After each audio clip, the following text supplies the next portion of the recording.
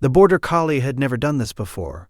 In all the time they had shared a house, through moves, through seasons, through the various disruptions that accumulate in a family's life, the animal had never done this specific thing. And so when it began, there was no framework for it. There was only the behavior, observed and unexplained, and the family around it trying to decide what it meant.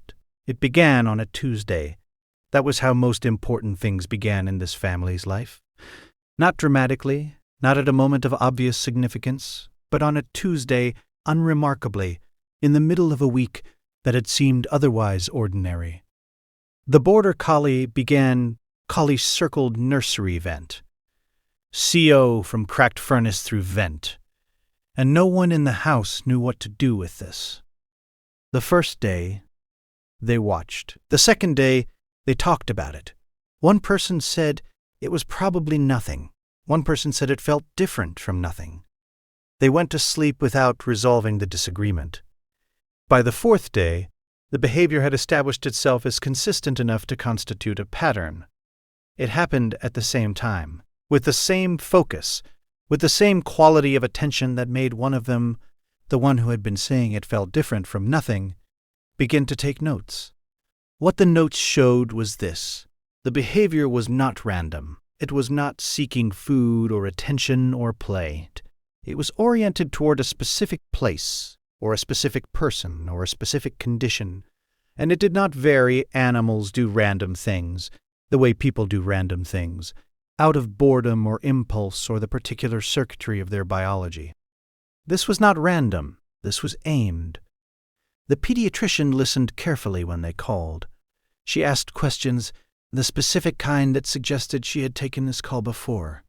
She asked about the baby's behavior, about sleep, about feeding, about whether there were any physical indicators they might have been too tired to register. They answered everything. She said, "I'd like to see the baby this week." The appointment was on Thursday.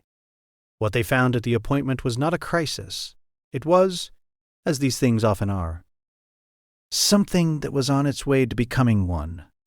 Something in its early stage when intervention is straightforward and outcomes are good.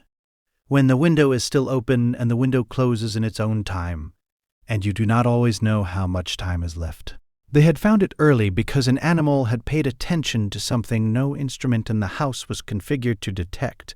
The border collie was at the door when they came home.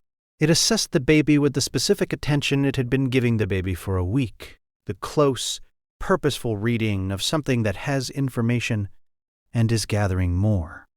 Then it stepped back. Whatever it had been monitoring was different now, changed, moving in a better direction. It lay down. The family stood in the entry hall of their house and looked at the animal lying on the floor, the small, uncelebrated creature that had done what it had done, not because anyone asked, not because there was reward in it, but because it had noticed something, and noticing required a response. That was all. That was everything. They sat on the floor beside it, all of them, in the entry hall, on the floor, in the specific way that families sit on the floor when something large has passed and the ordinary surfaces of the house don't feel adequate to what they need to sit with. The animal put its head down.